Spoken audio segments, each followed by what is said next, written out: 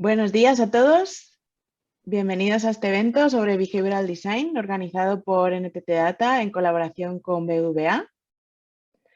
Estamos todos súper contentos de que hayáis podido hacer un hueco en vuestras agendas para poder compartir este ratito con nosotros. Como siempre, vamos a ir un poquito despacito ahora al principio para dejar unos minutitos. Ya sabéis que en el formato online tenemos que dar un poquito de tiempo, que la gente termine su reunión anterior, que encuentre su contraseña, se conecte y que nadie se pierda nada.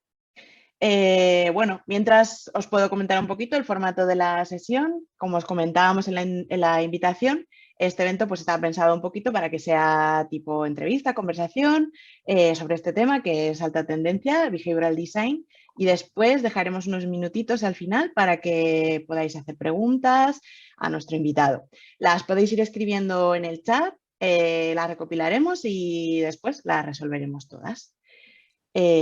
Bueno, pues yo creo que más o menos debemos estar casi todos o ya muchos de nosotros ya estamos preparados, así que bueno, me presento. Mi nombre es Elena Martín Dorado, soy Interaction and Behavioral Design Expert en NTT Data y la verdad es que es un placer estar hoy con vosotros para celebrar por todo lo alto con este evento el pistoletazo de salida de nuestro nuevo offering de Behavioral Design en el área de Digital Experience de NTT Data. Seguro que casi todos vosotros conocéis de sobra y seguís en LinkedIn y por redes a nuestro invitado de hoy, Dani Solana, Design Manager de BBVA España y un referente en Behavioral Design en este país. Y bueno, también la verdad es que me enorgullece presentarle como mi mentor en esta disciplina. Hola Dani, ¿qué tal? ¿Cómo estás? Hola, muy buenos días Elena y buenos días a todos que estáis ahí detrás de las pantallas. Bueno, pues como la verdad es que ya hay un montón de personas conectadas y están deseando escucharte, si quieres vamos a empezar con la entrevista, pero antes vuelvo a recordar a todos que vamos a tener tiempo al final para resolver preguntas, por lo tanto, por favor, las vais poniendo en el chat y nosotros las vamos a ir recopilando y para luego pues, sacar todas las que podamos, que no sé si nos dará tiempo a todas, pero bueno, por lo menos las que sean más repetidas y las que consideremos así más interesantes o que no se han comentado así en la charla que vamos a tener, las pondremos todas al final. Bueno, pues nada, empezamos. Dani, antes de nada, me gustaría que contaras un poquito así a qué te dedicas, cuál es tu papel en el banco, un poco para que la gente te conozca. Bueno, pues yo soy Design Manager como ha dicho Elena, en BBVA España. Y bueno, lo que llevo son un par de equipos de diseño, sobre todo uno grandote, que estoy dando servicio a lo que en el banco se llama Digital 6. Digamos que son todas aquellas, diseñar con el equipo todas aquellas experiencias que creamos, ¿no? Para que un cliente o un no cliente pueda contratar los servicios que necesita, ¿no? Los productos y los servicios, ¿no? Desde préstamos, hipotecas, seguros, tarjetas, ¿no? Aquello que vaya a necesitar. Así que eso es lo que ahí es creando esas experiencias, diseñando esas experiencias, es a lo que llevo pues 5 años ya en BVA trabajando. Imagino que también lo que haces es crear las experiencias para esos nuevos productos, pero también igual optimizar los que ya tenéis implementados, ¿verdad? Sí, sí, efectivamente, es una parte muy importante, ¿no? Optimizar esos productos, esos servicios, ¿no? Esas herramientas, tanto midiendo, ¿no? Medimos, como es lógico, ¿no? Medimos mucho, estamos muy pegados al dato, ¿no? En nuestro equipo de diseño y estamos también muy pegados a CRO, ¿no? Yo siempre lo digo, ¿no? Tenemos la suerte de poder hacer CRO y muy cerca de poder hacer este testing A/B, ¿no? Y hacer personalización también. Y entonces, pues claro, es muy gratificante por ver cómo funcionan, ¿no? Tus experiencias con personas en sus casas, con sus móviles, ¿no? Llevando sus vidas y teniendo que contratar o que solicitar o demás algún producto o algún servicio bancario. Genial. Bueno, pues a ver, estoy segura que la mayor parte de la gente que se nos ha unido hoy están algo familiarizados con Behavioral Design y por eso han venido. Pero bueno, para que todos tengamos la foto clara, ¿podrías explicarnos qué es exactamente Behavioral Design? Sí. Behavioral Design de lo que trata es de unir varias disciplinas, ¿no? Unir psicología cognitiva, ciencia del comportamiento, eh, métodos creativos también están ahí dentro. Unir todo eso al proceso de diseño de una experiencia, ¿no? Al proceso de diseño de un producto o un servicio. O sea, unir psicología cognitiva, ciencia del comportamiento y diseño, incluso marketing también, a esas experiencias, ¿no? Esa es Genial. la respuesta medio corta. Vale, y yo lo que he ido hablando también con la gente, ¿no? Cuando hablaba de ellos con este tema y tal, es que la gente suele tener dudas cuando empieza a interesarse sobre esto, entre la diferencia que hay entre Behavioral Science, Behavioral Economics y Behavioral Design. ¿Podrías explicárnoslo un poquito? Sí, Behavioral Science digamos que es la propia ciencia del comportamiento, digamos quizás más en ese lado más académico de la ciencia. Behavioral Economics es unir todo esto, aplicar ciencia del comportamiento y psicología cognitiva a la forma en que tomamos decisiones financieras, ¿no? A nuestro mundo financiero, a nuestra relación con el dinero y con cómo gastamos, ¿no?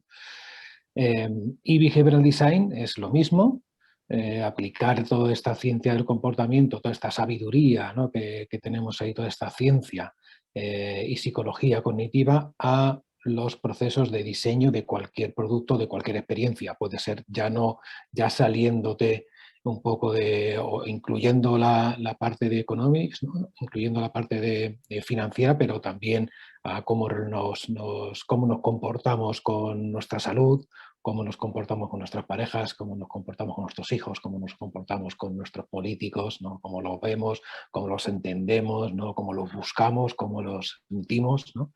Pues todo eso es lo que se lleva en Behavioral Design, ¿no? Y con mucho foco en las emociones.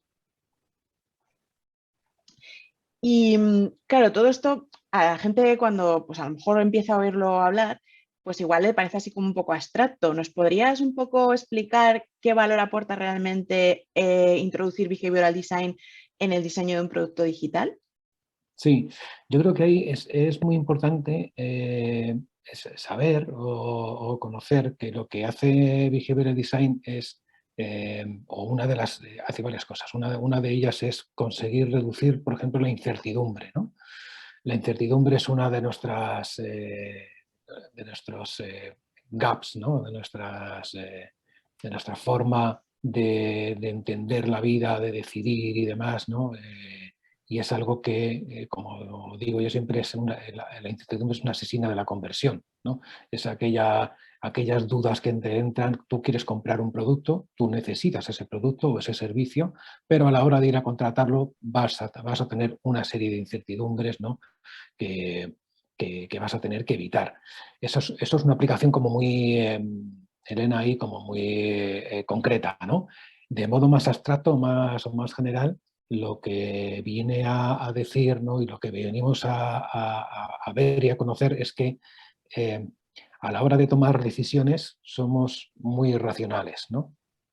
Tomamos las decisiones de forma muy racional, ¿no? Siempre pongo el ejemplo también, si fuéramos racionales, pues todo el mundo ahorraría, ¿no? Todo el mundo ahorraría y todo el mundo tendría mucha salud y todo el mundo se haría un check médico al año o dos, ¿no? Eso sería si fuéramos racionales, ¿no? O si tuviéramos nuestras casas llenas de cosas que utilizamos todos los días, ¿no?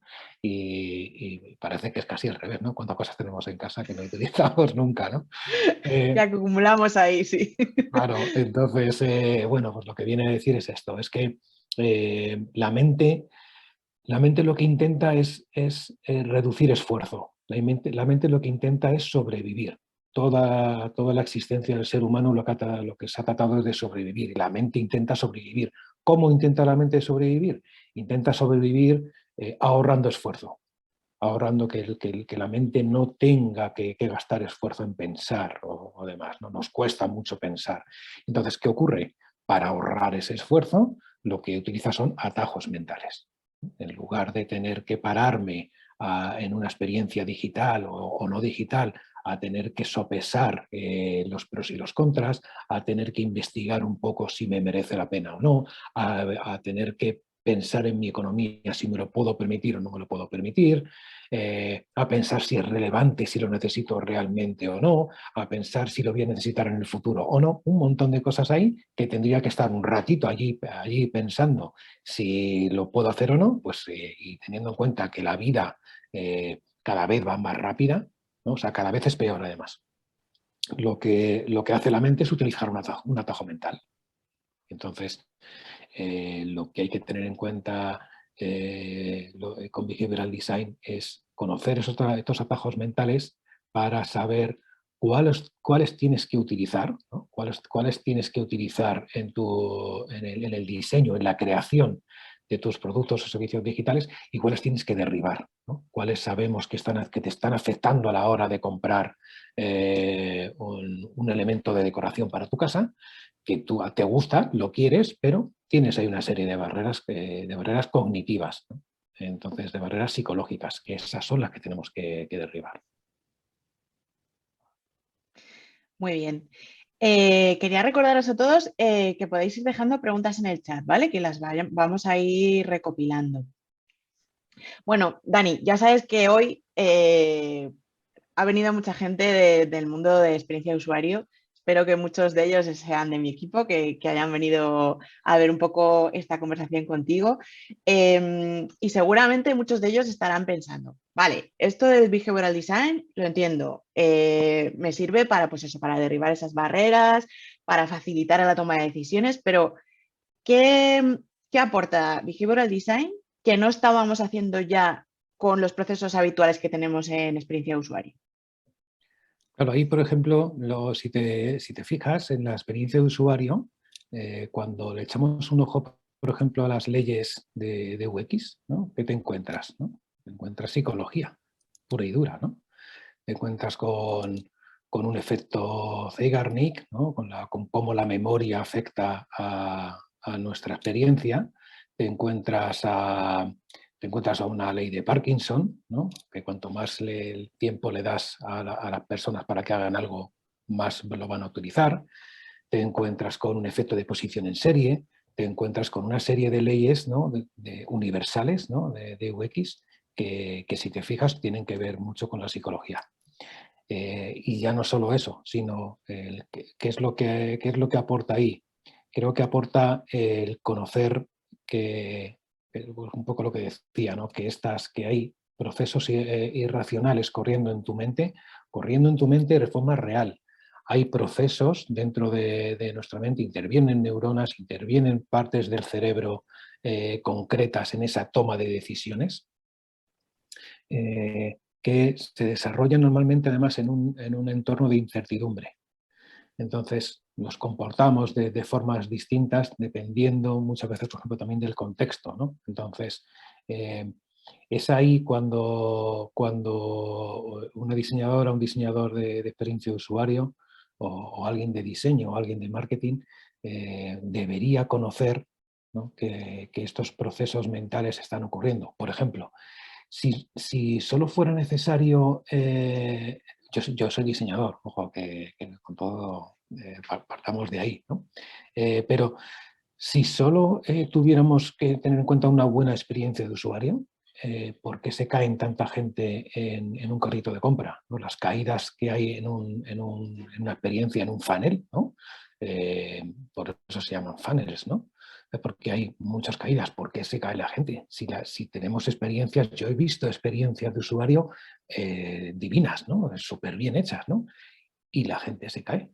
¿Por qué se cae? Porque abandonan un carrito de compra, ¿no? El abandono de un carrito de compra es un típico de un e-commerce, ¿no? ¿Por qué lo abandonan? Si está bien hecho, si la gente cuando agrega el producto ve que está en su carrito de compra, cuando va al carrito de compra lo ve claramente, está toda la información puesta ahí de forma clara y concisa, y aún así se caen, o aún así abandonan el carrito. ¿Por qué lo abandonan? ¿Y cómo podemos recuperarles, ¿no? Entonces, pues en funnels, en el momento de de decidir si lo compro o no lo compro, en el momento de registrarme en un servicio o no registrarme. Ahí van a correr procesos cognitivos, incluyendo esta irracionalidad, estos atajos mentales que los diseñadores, los perfiles de diseño, los perfiles de marketing, los perfiles de gestión, de analítica, incluso analítica digital, deben conocer para saber el porqué, ¿no? Para conocer el porqué. Y te digo más, Elena, ya no solo el porqué que está ahí, sino para predecir por qué, ¿no? Porque me gusta mucho luego si queréis os doy más referencias de libros y demás, pero me gusta mucho un libro de Dan Ariely que se llama, que en inglés, en la traducción española es muy mala, pero en inglés se llama Predeciblemente Irracional, ¿no? Y lo que dice Dan Ariely en este libro es sencillamente que decidimos de forma irracional, pero esta irracionalidad es predecible. Si la puedo predecir, me puedo anticipar como perfil de gestión, de negocio, de diseño, de marketing, me puedo anticipar a una decisión del usuario. Me puedo anticipar a ella. Sé lo que le va a ocurrir porque es ciencia, insisto, y entonces lo que puedo hacer son dos cosas, o anticiparme y lograr que haga lo que quiere hacer, o modificar su decisión porque sé que va a decidir, voy a predecir que va a decidir sobre un camino y lo quiero llevar hacia el camino que realmente quiere ir. Entonces, creo que cualquier perfil de diseño debería conocer y controlar lo que verá el diseño del comportamiento y psicología cognitiva. Sí, además, también, de alguna manera, cuando nosotros hacemos diseño de experiencia de usuario, muchas veces, no siempre, ¿no? Pero muchas veces quizá incluso nos detenemos un poco más en qué pasa cuando ha tomado esa decisión y cómo sigue todo ese funnel o cómo avanza, pero quizá hay veces que perdemos el foco de antes de que tome esa decisión, ¿no? O sea, nosotros damos por hecho que va a tomar esa decisión y hacemos que toda la experiencia sea muy buena en ese sentido, ¿no? Porque experiencia de usuario no es solo usabilidad, que sería como esa parte racional del cerebro, sino que también incluye emociones, pero de alguna manera a veces damos por hecho que ya va a tomar esa decisión porque ha venido aquí a hacer eso, ¿no? Pero es verdad que igual se nos escapa a veces ese trabajo de derribar las barreras de la incertidumbre para que tome realmente esa decisión. Por lo tanto, es como un tándem perfecto unir estas dos disciplinas, ¿no? Totalmente. Yo creo que además pasa antes y después. Quiero decir que es lo que los americanos llaman a veces el antes, lo que llaman la última milla, ¿no?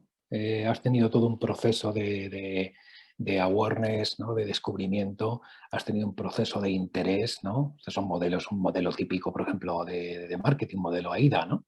Pero pasas por esos procesos, ¿no? Te interesa, lo descubres, te interesa un producto o un servicio, ahí pasa un tiempecito o no, pero tienes un momento de la última milla, ¿no? ¿La última milla qué es? La última milla es cuando le voy a dar ese botón de agregar al carrito, cuando le voy a dar el botón de registrarme en el servicio, cuando voy a comprar, cuando tengo que pagar, ¿no? Ahí, ¿qué tenemos ahí? Pues, por ejemplo, ahí tenemos un montón de sesgos. Tenemos el sesgo de atención, ¿no? Me llega, no me llega. Tengo emociones. ¿Qué va a pasar después? Cuando le clic a este botón, ¿qué pasa? ¿No? En funnels pasa mucho, ¿no? Cuando yo tengo un funnel que pone continuar o siguiente, continuar o siguiente, ¿qué es? Por ejemplo, si yo tengo un continuar o un siguiente en un funnel, una pantalla donde ya he puesto mi tarjeta de crédito y le doy a siguiente, si pone siguiente Ya, ahí, ¿compro o no compro? Claro. aquí va, claro, ya se va a efectuar la compra o no. Esas incertidumbres pueden hacer que de repente te entre miedo, te entre ansiedad, que es un nivel del miedo, y de repente no compras. Está bien creada la experiencia, está perfecta, pero de repente tienes ahí, tan tonto como esto, Elena, tienes ahí de repente un botón, un CTA, que por alguna razón genera incertidumbre y la gente no compra. Es esa última milla. Y por otro lado, te decía el después, ¿no? También es importante el después. ¿Por qué? Porque nos pasa igual, nos pasa otro proceso cognitivo que tiene varios nombres, sobrecarga cognitiva La paradoja de la elección, que descubrió Schwartz en 2005.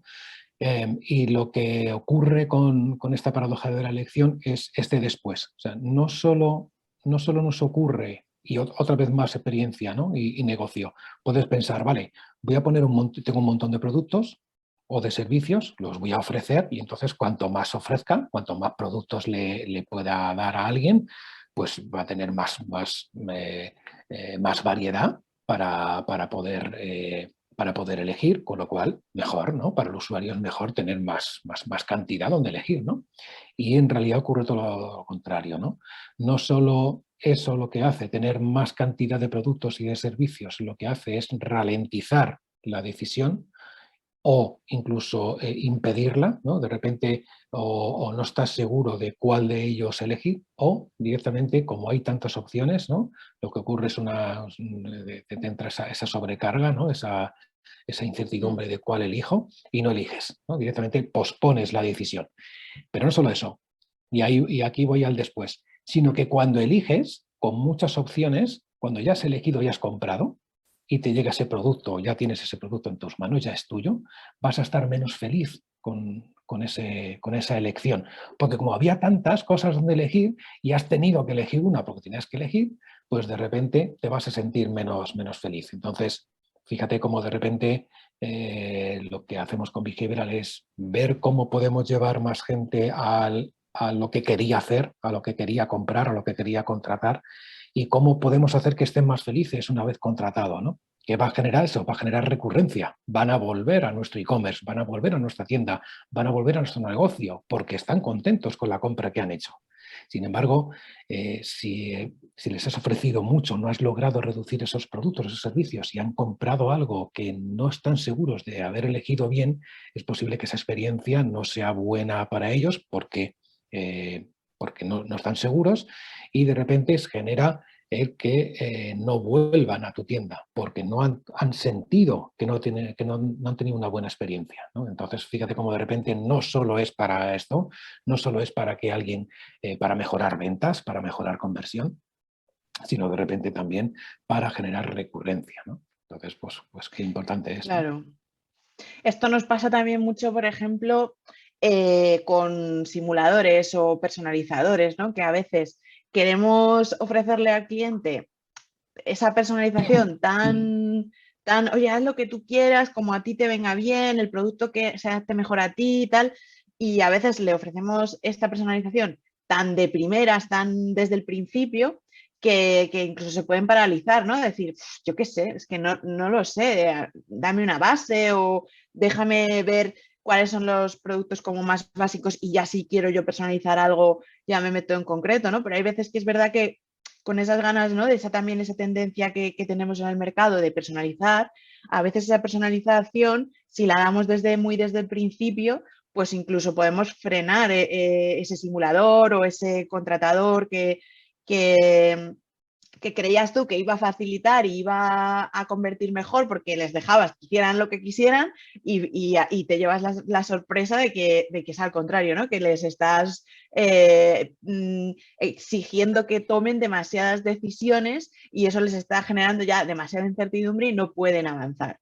Efectivamente, ahí se produce lo que llamamos una fatiga de la decisión. Conforme vas decidiendo, ¿no? Voy rellenando datos, paso de un lado a otro, voy decidiendo si necesito uno u otro, decisión. Se produce una fatiga de la decisión, la mente se cansa. Entonces, conforme se va cansando, va prestando menos atención y va siendo menos capaz de decidir, ¿no? Ahí, por ejemplo, ¿qué puede ayudar a una persona que esté creando la experiencia, ¿no? Ya llamémoslo pues, el perfil de diseño o el perfil de marketing o demás, o de negocio o lo que sea. ¿Qué puede hacer? Pues conociendo Behavioral Design, por ejemplo, puede hacer fácilmente dos cosas, dos atajos mentales que utilizamos, ¿no? Uno es el status quo y otro es la influencia social, ¿no? Si yo tengo, efectivamente, ¿qué va a pasar? ¿No? Que vas a tener usuarios que van a entrar en tu e-commerce, en tu tienda, en tu negocio, y no van a saber. es lo que dices, ¿no, Elena? No vas a ver, es que no sé cómo les va a costar mucho, me voy otra vez a lo que decía antes, cómo les va a costar mucho pensar, les va a costar mucho ponerse a analizar cuál de esos productos son mejores y la mente de forma natural va a intentar que no lo hagan, te lo va a impedir, va a intentar que no te esfuerces tanto, ¿no? ¿Qué es lo que podemos utilizar? Podemos utilizar estos dos atajos mentales, status quo, estos dos sesgos, status quo e influencia social. ¿Para qué?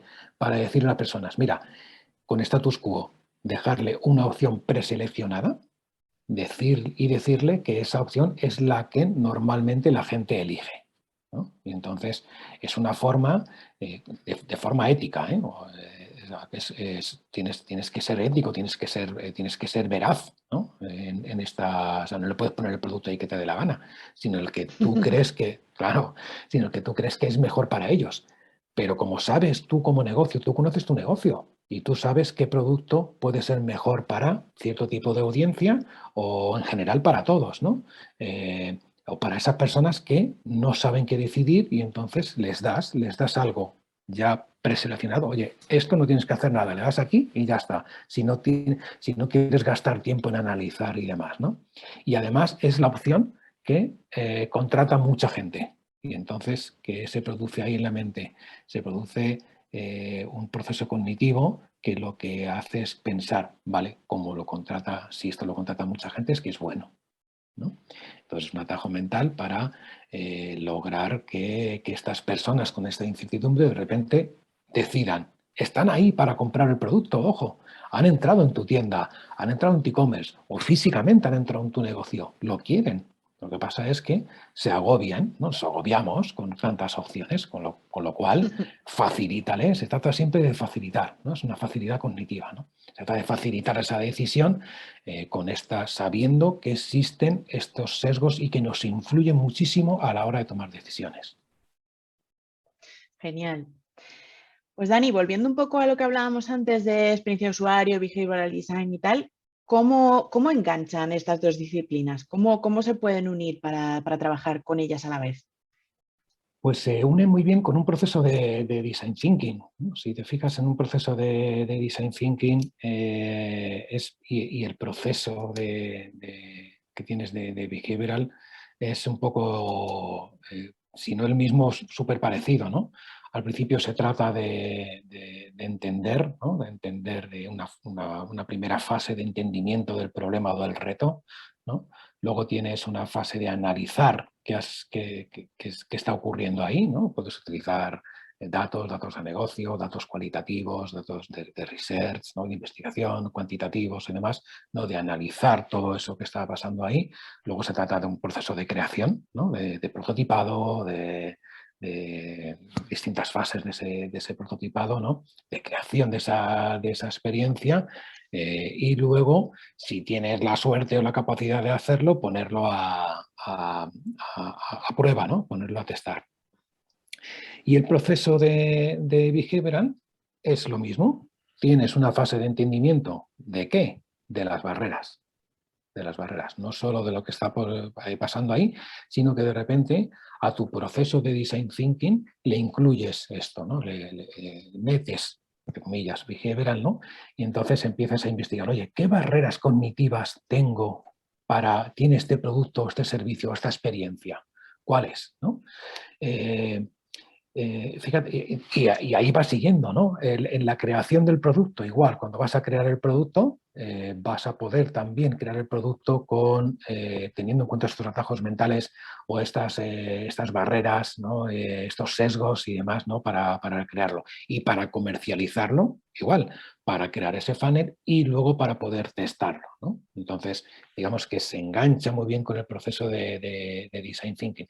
Me hace gracia, te pongo un ejemplo que me ha venido a la mente ahora de cómo, cómo la behavioral puede ayudar a muchos sitios, incluso a que no sean productos digitales, ¿no? Cuando un restaurante tenía unos cócteles que de repente nadie compraba, ¿no? O por lo menos el sector masculino no compraba. Entonces, los cócteles estaban muy bien, los incluían en su menú, los tenían, la experiencia estaba súper bien hecha, el menú era súper bonito, los cócteles aparecían allí en las copas, eh, y entonces estaba muy bien diseñado, ¿no? Y no se vendían, ¿no? Entonces, claro, ahí cuando dices, bueno, ¿por qué no se vende, no? Entonces, ¿qué hicieron? Investigaron, ¿no? Al investigar, lo que hicieron es tener en cuenta behavioral e intentar entender qué barreras cognitivas había ahí, ¿no? Entonces, ¿qué barreras había ahí? ¿No? Una cosa tan tonta y tan neardental, ¿no? Pero nos pasa, ¿no? Pues ocurría que los perfiles masculinos no querían probar, no querían pedir los cócteles porque les hacía parecer demasiado femeninos. Porque las copas donde venían esos cócteles eran como muy glamurosas, Muy estilosas. muy estilosas, y entonces les hacían parecer un poco femeninos, ¿no? Entonces, fíjate como que es una cosa muy nardental, pero ocurre. Y como ocurre, pues si este restaurante es capaz, que hizo cambiar, de repente cambiar el vaso, ¿no? Cambiar la copa por otra, y de repente se empezaron a vender, ¿no? Entonces, claro, si tú no eres capaz de entender qué proceso cognitivo, qué barreras estás teniendo ahí, por qué la gente no está comprando, pues te puedes volver loco, ¿no? Y entender que era tan tonto como eso, ¿no? Claro, o sea que al final es un poco incorporar al proceso de experiencia de usuario habitual ciertas otras preguntas que nos puedan ayudar. Por ejemplo, cuando estamos en la fase de research, generalmente investigamos sobre objetivos de negocio, necesidades del usuario, contexto, qué dificultades tienen, qué necesitan, pero no sería suficiente con eso para incorporar behavioral design, sino que también tendríamos que hacer preguntas como qué cosas necesitarías saber para poder llevar a cabo esta compra o esta contratación, a lo mejor qué inseguridades te pueden surgir a la hora de hacerlo o cosas de ese tipo, ¿no? No solamente qué necesitas, que tenga este servicio, sino también a lo mejor qué información necesitas para decidirte a contratar este servicio, ¿no? Claro, por Igual cuando a ejemplo, lo mejor cuando testeamos igual, ¿no? Pues no solamente saber si la tarea por ejemplo, cuando hacemos test con usuarios cualitativo, pues no solamente quizá ver si encuentran y realizan la tarea de forma óptima, sino también si han sentido que si fuese real, se resolvían todas sus dudas para poder tomar la decisión de contratarlo si fuera una acción real y no un test, ¿no? sí, efectivamente, ¿no? En un test de usuarios, en una investigación con usuarios, lo puedes ver fácilmente, puedes investigar, puedes preguntar todo este tipo de cosas, puedes preguntar por emociones, ¿no? Aunque es difícil a veces ver las emociones ahí, las personas Somos podemos, un poco engañosas. sí, podemos mentir un poco ahí con las emociones, pero por ejemplo, sí que puedes detectar la incertidumbre, ¿no? De una forma muy sencilla, como preguntándoles que, por ejemplo, en un test de usuarios, ¿qué crees que ocurre cuando le vas a dar a este botón? ¿Qué crees que ocurre después? Si las personas no son capaces de imaginar, ¿no? De predecir qué va a ocurrir después, muchas personas, ¿no? Si ese test de usuarios, pues ya pues tienes un 70%, un 80% que te dice la gente, no lo sé, no lo sé. Y cuando te dicen no lo sé, y entonces ahí te encuentras, ¿no? Te encuentras, bueno, pues me daría un poco de miedo. Pues no sé, no sé, ¿qué empiezas a ver? Incertidumbre. Incertidumbre. Y insisto, la incertidumbre es una asesina de la conversión. Entonces, hay que tratar por todos los medios de reducir la incertidumbre. Entonces, Dani, en tu experiencia, hemos estado hablando bastante de e-commerce, pero ¿en qué tipo de productos y servicios digitales crees que es bueno tener este enfoque en cuenta? ¿Qué crees tú, o sea, aparte del e-commerce, en qué otro tipo de cosas crees tú que se podría aplicar? Se puede aplicar a todo tipo de procesos, desde la conceptualización, si hablamos de fases, desde la conceptualización o la estrategia acerca de tu negocio, hasta la creación de facto de ese producto o ese servicio y hasta la comercialización del mismo, ¿no? Se puede aplicar, por ejemplo, y se aplica a salud, ¿no? Como te decía antes, ¿no? A empujar a que las personas, por ejemplo, nos hagamos esos checks, ¿no?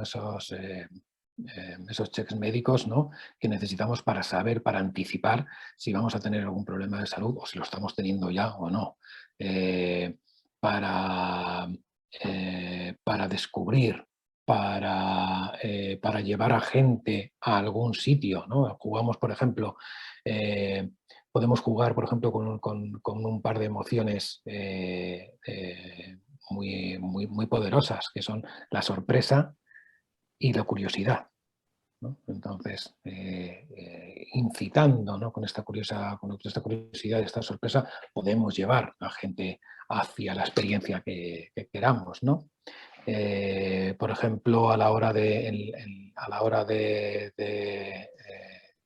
crear un producto, pues en todo el funnel, ¿no? No solo en el e-commerce, ¿no?, sino en cualquier funnel, en banca, en seguros, por ejemplo. ¿Qué ocurre, qué nos ocurre con los seguros, ¿no? El sector seguros tiene un problema grandote. ¿Y cuál es? Pues varios sesgos que nos ocurren ahí, ¿no? Cuando principalmente uno es el sesgo del presente, ¿no? El que hay que tener en cuenta que somos muy cortoplacistas, ¿no? Queremos el beneficio inmediato. Entonces, ¿qué ocurre?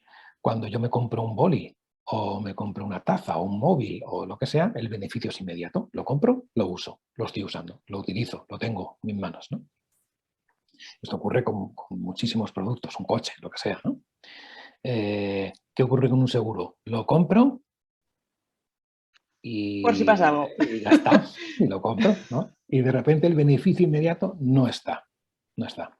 Entonces, con eso tenemos un problema, ¿no? Un seguro es un producto bastante bueno, es un producto que te puede cubrir de muchas formas, pero ¿qué ocurre? Se perciben difíciles, se perciben enfarragosos, se perciben complicados, se perciben que no sé si me va a valer o no, no sé si me va a ayudar o no. ¿Por qué? Porque contamos con esto, porque estamos hablando de un futurible, ¿no? Estamos hablando de un futuro en el que las personas no somos capaces de ponernos, ¿no? Entonces, ¿qué se puede hacer aquí? Pues se puede tener en cuenta ese sesgo del presente e intentar comercializar ese seguro, intentar ver si puedes crear esa experiencia de forma que las personas veamos el valor concreto, el valor inmediato que tengo con ese seguro, ¿no? O saber que, por ejemplo, con los seguros también pasa mucho que no somos capaces de ponernos en el lugar de ciertas coberturas que no ocurren tan a menudo. Como ese seguro me cubre, imagínate, que me caiga un rayo en mi casa o que haya unos vientos huracanados, ¿no? Y pues yo que vivo, por ejemplo, en Madrid, los vientos huracanados y que caiga un rayo en mi casa, que vivo en un piso intermedio, como muchos millones de personas, pues no ocurre. Como no ocurre, no veo el valor de contratar ese seguro. Entonces, hay que utilizar lo que se llama hay una disponibilidad heurística y hay que tratar de utilizar la memoria de las personas. Utilizar la memoria para traer del pasado, para traer de esa memoria hechos que sí son relevantes, hechos que sí ocurren, que sí te han ocurrido a ti, a tus amigos o a tu familia. Y entonces la gente sí que es capaz de ver, mira, es que, por ejemplo, un seguro de hogar me sirve para si pierdo las llaves de casa. Eso ocurre normalmente. O por si los niños me rompen la tele. Eso ocurre normalmente, ¿no? Entonces, así es como al final tienes que intentar acercar un producto a una persona sabiendo, ¿no? En este caso un seguro, sabiendo que esos son los procesos cognitivos por los que va a pasar. Eso es lo que está pasando en su mente. No quisiéramos decir, bueno, es que claro, se está fijando en las coberturas y está viendo que mi seguro cubre de todo y demás. No está ocurriendo eso. Lo que está ocurriendo es otra cosa, ¿no?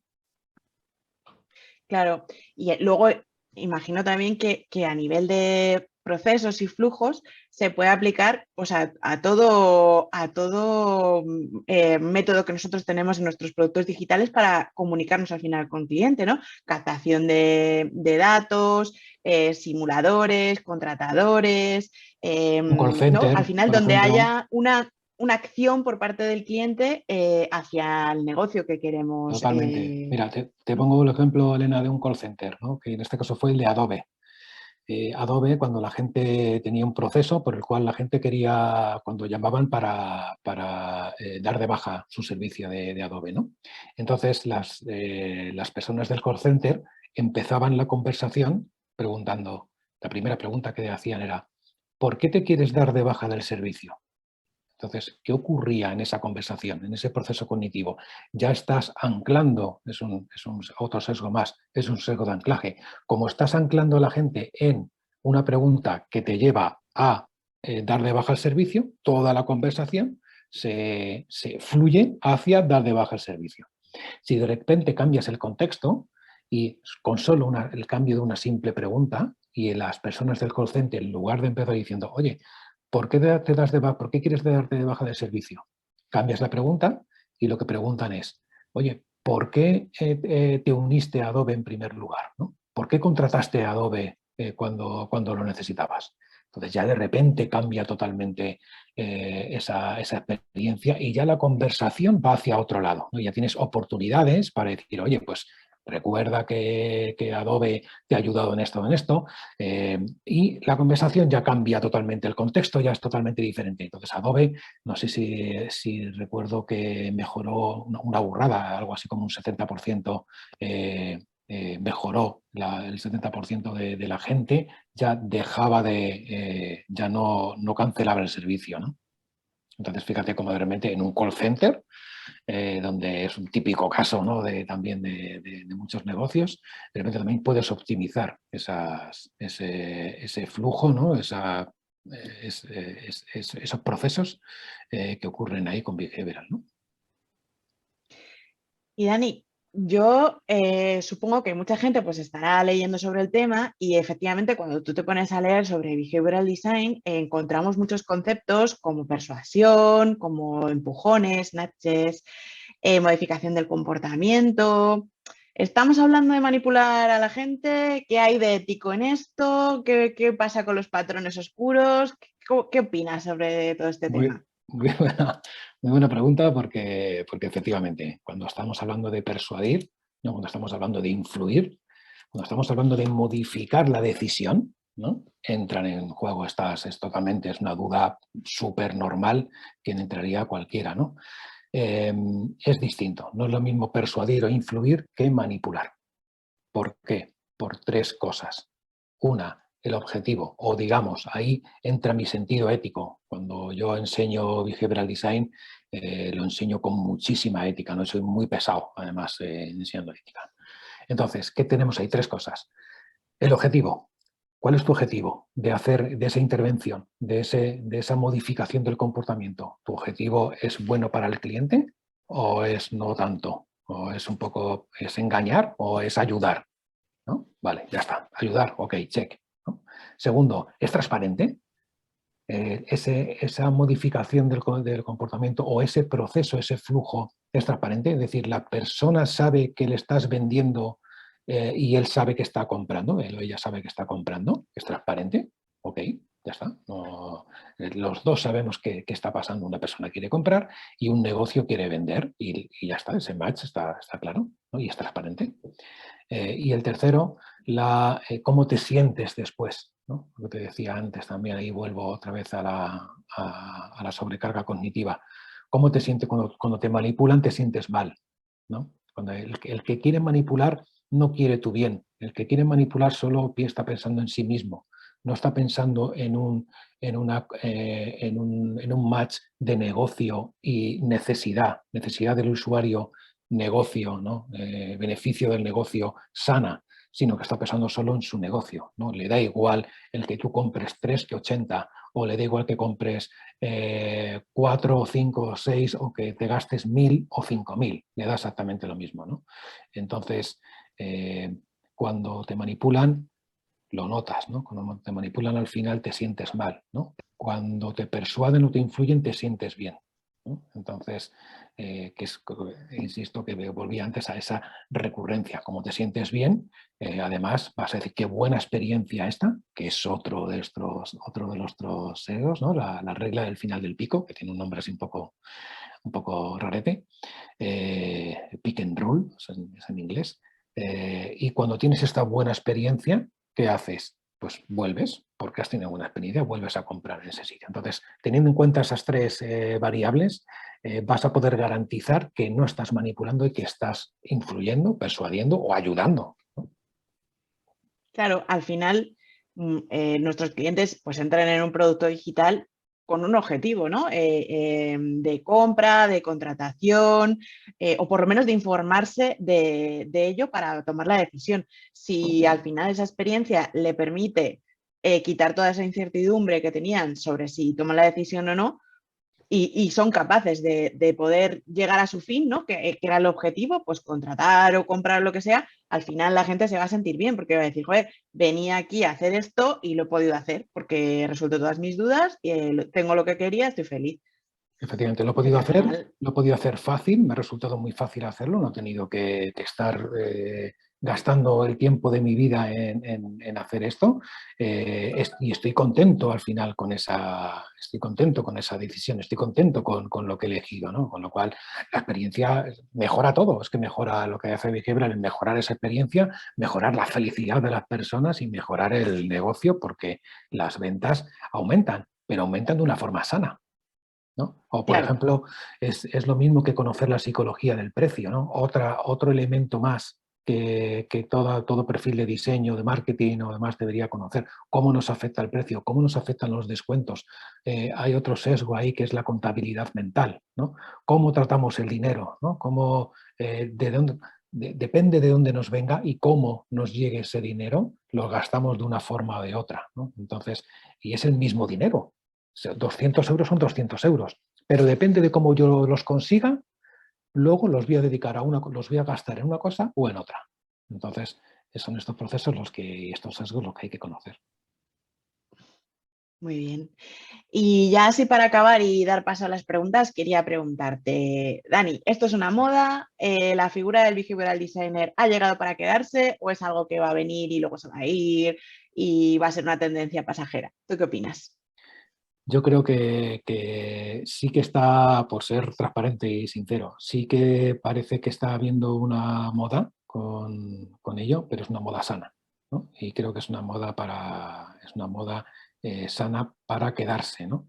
Eh, Creo que es algo que todos nosotros deberíamos conocer, no solo a veces para nuestros negocios, sino también para nuestras vidas, ¿no? Para conocernos a nosotros mismos un poco más también, ¿no? Para mejorar la forma en que tomamos nosotros mismos decisiones, ¿no? O para saber qué sesgos tenemos ahí también que nos están afectando en nuestras propias vidas personales, ¿no? Eh, y creo también que se va a quedar, y te intento dar mis razones por las que creo que se va a quedar, y es que, pues como tú bien sabes, Elena, que esto lo controlas también muy bien, eh, hay muchas empresas en estas organizaciones grandes que ya lo están usando, ¿no? Estamos hablando de Netflix, de Expedia, de Booking, por supuesto, de BVA, del Santander, de Allianz, Airbnb, de Airbnb, efectivamente, muchas empresas, muchas organizaciones grandes, ¿no? Y cuando esto ocurre, empieza a bajar, ¿no? The Cocktail, por ejemplo, pues tiene también su departamento, ¿no? O IBM, ¿no? IBM tiene un departamento que se llama Cognitive, ¿no? Entonces, cuando estas empresas grandes lo empiezan a utilizar, lo empiezan a aplicar, ¿no? Lo que ocurre es que luego permea, ¿no? Luego va bajando a todo el tejido empresarial y otras empresas pues también quieren utilizarlo, ¿no? Es como lo que está pasando, por ejemplo, ahora mismo con sistemas de diseño o con el mismo diseño de experiencia de usuario, ¿no? Que antes no se usaba tanto, ¿no? Y ahora se internaliza, ¿no? Como por ejemplo ha pasado en el banco, ¿no? Los bancos no tenían tradicionalmente hace 6, 7 años, 8, 10, no tenían departamentos de diseño internos, ¿no? Y ahora los tienen, ¿no? Entonces, esto es igual. Como lo que hace es mejorar vidas, como lo que hace es mejorar vidas en todos los sentidos, ¿no? Mejorar negocios, mejorar vidas personales, hacer ese match, tener a personas más contentas y demás, ¿no? Y es tan interesante y tan fácil, porque al final es fácil. Otro de los secretos de Behavioral Design es que es fácil aplicarlo. Es muy fácil aplicarlo, entre comillas, pero luego, y aunque tengas cambios pequeñitos, y aunque el cambio puede ser en un texto o en nada, en una cosita pequeñita, pero el cambio en la mente de las personas es grande. Como es grande, el impacto es grande también, ¿no? Entonces, sí, ha venido para quedarse, estoy, vamos, 1000% seguro. Estoy contigo. Bueno, pues muchas gracias, Dani. Vamos a pasar a las preguntas, ¿vale? A ver Venga. qué nos están poniendo por aquí. Mira, una de ellas que está así también muy relacionada con lo último que estabas diciendo era, ¿podrías ponernos ejemplos de barreras cognitivas o sesgos para saber reconocerlos y evitarlos o aprovecharlos?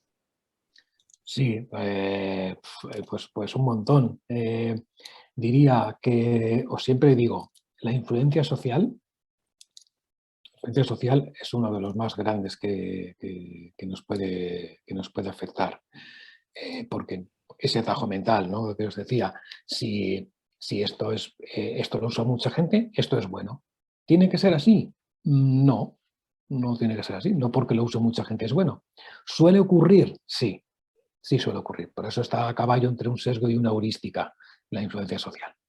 El status quo, ¿no? El sesgo de status quo, dejar las cosas, dejar algo preseleccionado, dar una opción, intentar dar una opción preseleccionada.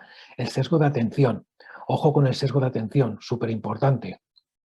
Digamos, aislar aquello que quieres que alguien en diseño, por ejemplo, lo podemos aplicar muy bien, aislar aquello que quieres que la gente se enfoque, aíslalo de lo demás, ¿no? Que solo tengan eso enfrente, ¿no? Como si fuéramos niños, ¿no? Que digo, mira, no le voy a enseñar esto porque si no se va a distraer. Pues eso es la atención es un niño, una niña, ¿no? En que si cuanto más 2, 3 cositas tenga, su atención se dispersa, ¿no? Tienes que enfocar ahí muy bien, ¿no?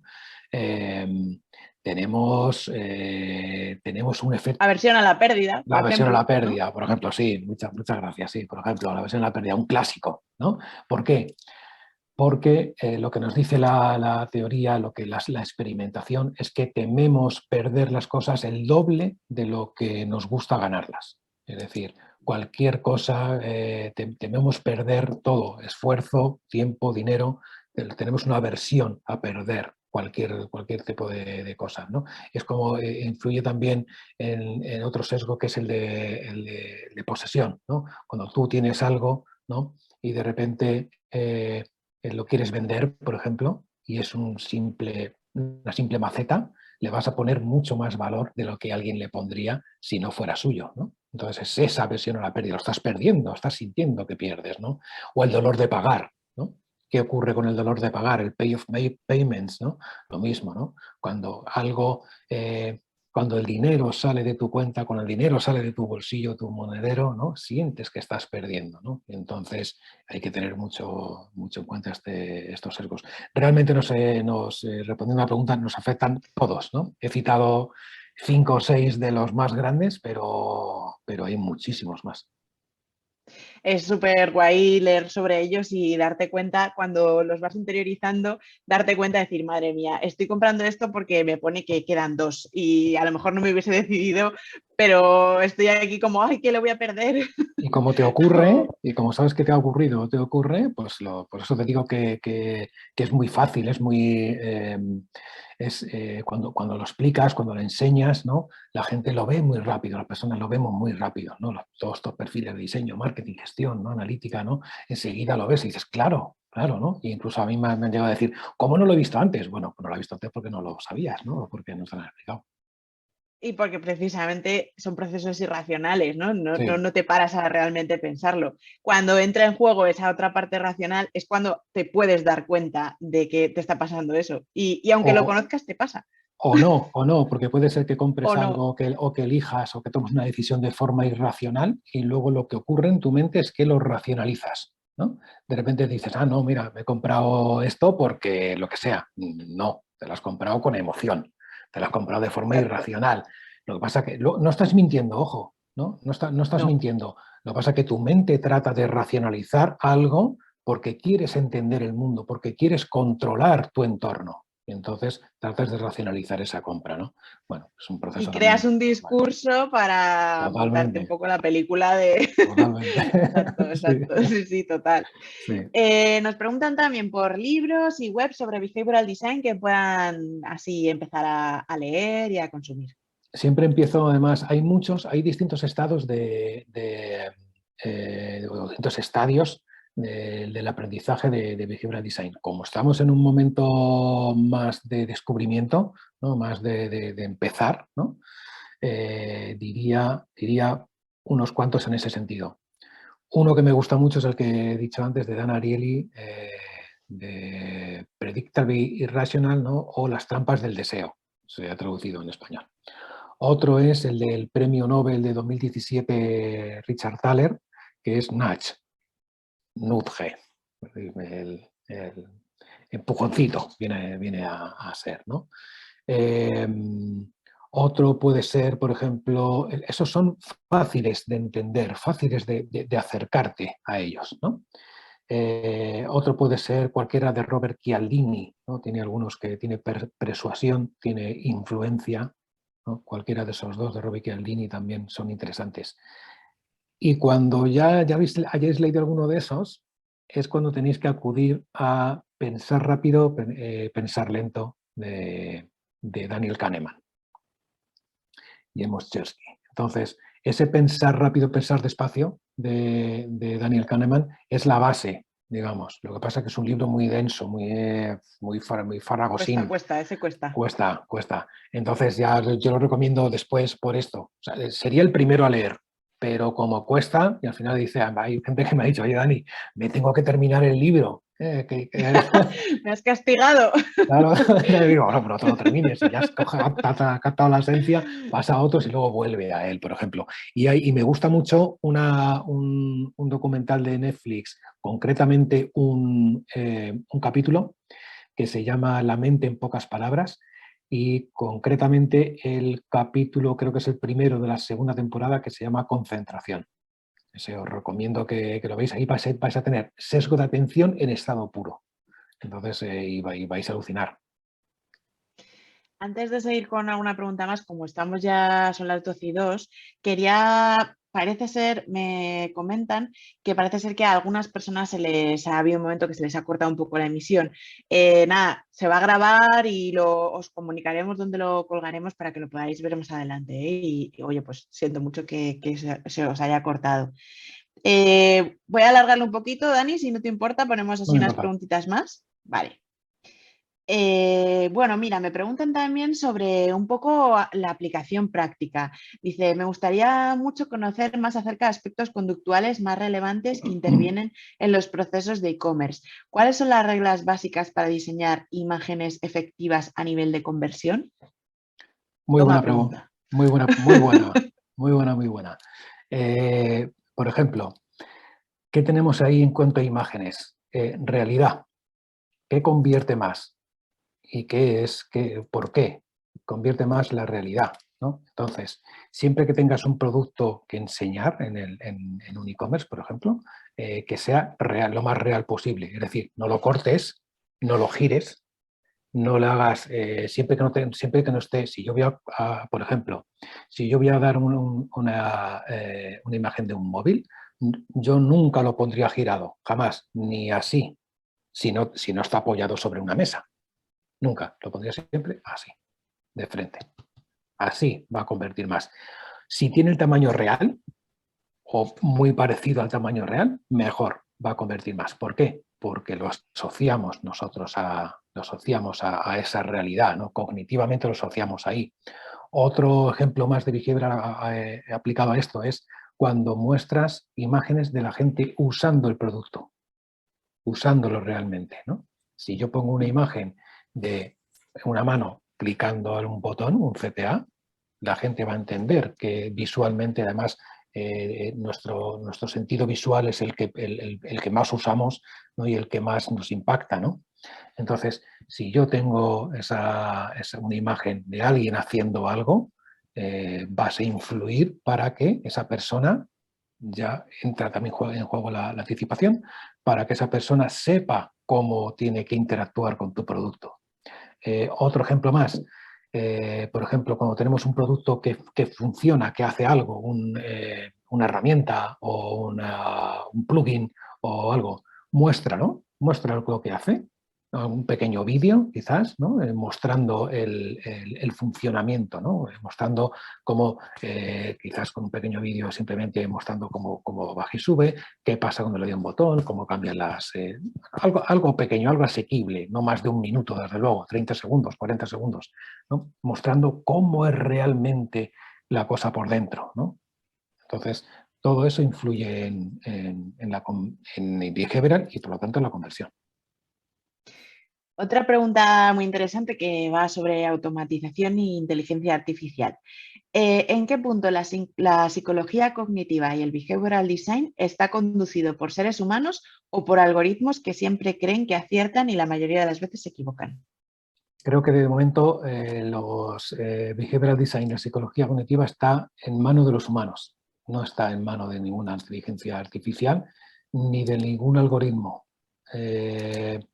Lo más parecido a algoritmos que pueda incluir behavioral design puede ser, o psicología cognitiva puede ser, los algoritmos de personalización.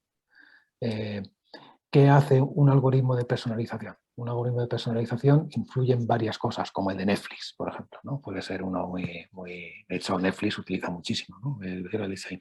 ¿Por qué? Porque la personalización, ese algoritmo, lo que hace es atacar a nuestro sesgo de confirmación, ¿no? Nos enseña un algoritmo, cuando nos conoce un poco, nos enseña cosas que nos gustan. El sesgo de confirmación lo que nos dice es que tendemos a dar más valor y a buscar información que corrobora nuestras creencias.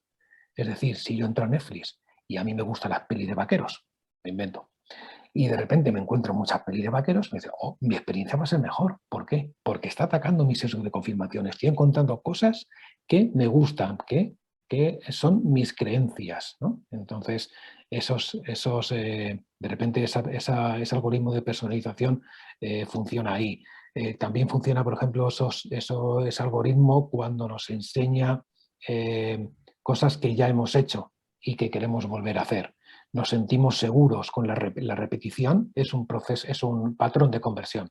Entonces, cuando no estoy seguro de encontrar algo nuevo, me voy a anclar en algo que ya he hecho, en algo que en el pasado, que en mi memoria ha funcionado. Mi mente va a tener en cuenta que algo que he hecho en el pasado, ver una película, comprar un boli, lo que sea, ha funcionado bien, con lo cual lo que voy a hacer va a ser tratar de, tratar de repetirlo, ¿no? No buscar nada nuevo o lo nuevo no acaba de convencerme y entonces ¿por dónde tiro? Por repetir esa experiencia en el pasado. ¿Cómo lo hace Netflix? En su volver a ver. Ahí tenéis unas secuencias de Netflix que pone volver a ver, ¿no? Que te enseña lo que ya has visto y cuántas veces nos sentamos un viernes por la noche a ver algo de Netflix y acabas viendo algo que ya has visto 5 veces, ¿no? ¿Por qué? Por esto, ¿no? Pero concluyendo, creo que hoy por hoy está en las manos de las personas. Todavía no he visto ninguna inteligencia artificial que sea capaz de... Bueno, parece que hay una ahora que publiqué hace poco en LinkedIn, que se llama Sofai, que parece que está incluyendo esta forma de pensar rápido y despacio, pero todavía no va a tardar en llegar. Muy bien. Vale, pues mira, ahora tenemos preguntas más sobre el tema de las emociones. Dice, ¿por qué tomar decisiones produce ansiedad? ¿Por qué parece ir directamente relacionado con la cantidad de opciones que se tienen que considerar? ¿Qué sistemas de toma de decisiones tiene el cerebro? Vale, también complicada, buena y complicada la pregunta. Por ejemplo, con las emociones, fue Antonio Damasio quien descubrió, diría casi de forma accidental, que hay una zona que es en nuestro cerebro que está muy relacionado con las emociones. ¿Y qué ocurre? Que cuando Antonio Damasio se encontró con personas que habían tenido alguna clase de lesión cerebral en esta zona, lo que encontró, lo que descubrió, es que eran incapaces de decidir, ni hasta la más mínima cosa. No tenían emociones, no eran capaces de sentir emociones y entonces no eran capaces de decidir, ¿no?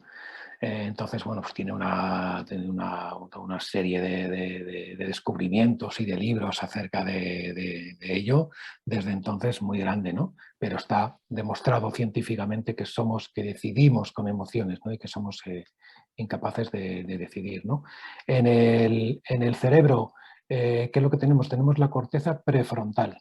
Tenemos la corteza prefrontal que influye tenemos el tálamo, que influyen, tenemos toda una serie de zonas del cerebro que interactúan con ellas y que la toma de decisiones, digamos que se van comunicando unas neuronas con otras, unas zonas del cerebro con otras, incluso en procesos de incertidumbre o relacionados, como decía, con la memoria. Con la memoria, ¿no? Tenemos una memoria a corto plazo y una memoria a largo, ¿no? Entonces, ya lo he dicho, ¿no? Cuando vamos a tomar una decisión no estamos seguros de qué tiramos, de la memoria, ¿no? Entonces, toma de decisión, memoria, ¿no? Entonces, pues ahí tienes un montón de procesos reales, cerebrales, que influyen en la toma de decisiones. Muy importante esta corteza prefrontal. Y además, si me permites incluir un comentario, tiramos de memoria y ¿qué es lo que mejor recordamos? Lo que está asociado a un sentimiento fuerte, ya sea positivo o negativo. ¿Qué recordamos mejor? Pues yo qué sé, momentos súper felices o momentos en los que hemos estado muy nerviosos o hemos tenido miedo o tal, ¿no? Entonces, al tirar de memoria, porque necesitas como de alguna manera referenciarte a qué te ha ido bien en el pasado, pues recuerdas esas emociones y entonces al final está todo relacionado. Totalmente. Em, Ese es el pick and rule, ¿no? La regla del final del pico, ¿no? Que decía antes que, por ejemplo, con una fiesta, ¿no? Vas a una fiesta y de repente te tiras allí 4 horas en una fiesta y vienes y dices, joder, me lo he pasado, me lo he pasado increíble, ¿no? ¿Te lo has pasado increíble todo el rato? No, no. Habrá habido momentos que has ido al baño, habrá habido momentos que has tenido conversaciones aburridas, habrá sido momentos en 4 horas, ojo, pero ¿qué llegas pensando? Quizás ha habido 2 o 3 momentos álgidos o un final álgido, un final emocional en medio o al final un final emocional fuerte, ¿no? Como bien dice Selena, y entonces, ¿qué es lo que recuerdas? ¿Cómo se almacena esa información en tu memoria? De forma positiva, ¿no? Entonces dices, qué bien me lo he pasado.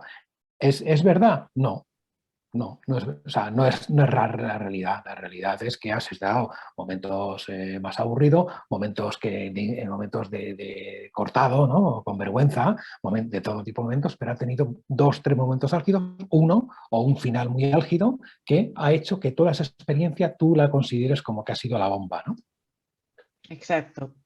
Mira, otra pregunta también de emociones nos dicen, ¿cómo se miden las emociones? ¿Hay alguna herramienta específica? ¿De qué manera se objetivizan, racionalizan las emociones cuando son subjetivas en su interpretación? Eso también tiene tela, ¿eh?